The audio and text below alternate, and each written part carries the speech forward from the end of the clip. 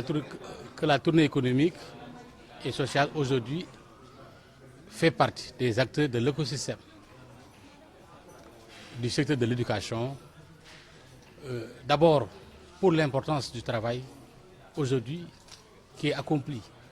Ils ont sillonné, toute l'équipe a sillonné tout le pays pour accompagner les jeunes dans leur formation, pour transmettre des valeurs cardinales, parce que la formation seule ne suffit pas pour réussir, mais aussi il faut des valeurs que nous résumons à travers notre culture, des valeurs de jom, de foule, de faïda, et puis refuser la résignation. Il faut que les jeunes comprennent qu'ils sont l'avenir de demain. C'est le contenu de mon message aujourd'hui, lorsque j'ai pris la parole pour leur expliquer l'importance du travail. De travailler davantage, de travailler pour demain avoir un métier. Demain également pour pouvoir servir dignement la République et faire partie de ceux qui vont assurer la transformation économique, sociale de ce pays. L'occasion aussi m'a été donnée pour revenir sur la souveraineté qui fait partie des points majeurs de l'agenda. Parce que dans l'agenda Sénégal 2050, on parle de souveraineté, de prospérité, on parle également de justice et d'équité. Nous importons beaucoup concernant des produits alimentaires.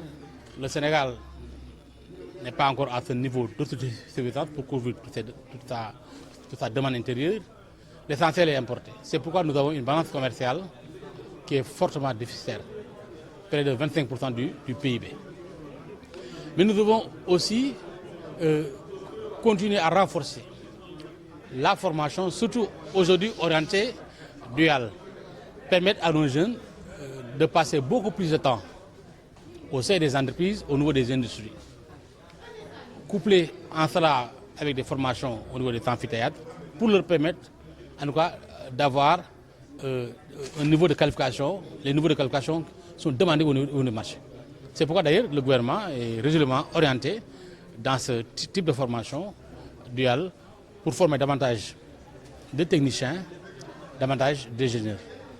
J'en ai également profité pour un peu expliquer les déclinaisons dans la politique industrielle commerciale du Sénégal. Aujourd'hui, ce qui a manqué au Sénégal, c'était les infrastructures industrielles que le gouvernement aujourd'hui compte mettre en œuvre dans tous les départements du pays. Mettre des agropoles, mais également aménager des zones industrielles. Pousser les Sénégalais à développer une culture entrepreneuriale. Vous savez, au Sénégal, l'essentiel des entreprises, c'est des PME, PMI. Mais nous voulons en faire demain de grands champions. Nous voulons aussi que ces PME-là, PMI et le secteur privé de façon générale comprennent que ces infrastructures industrielles sont aménagées pour eux. Les agropoles sont pour eux, les universités sont pour eux. Donc venez massivement, en tout cas, visiter ces grandes infrastructures et tout un dispositif d'accompagnement a été mis en place pour vous permettre, en tout cas, de faire partie des premiers à s'installer dans ces infrastructures.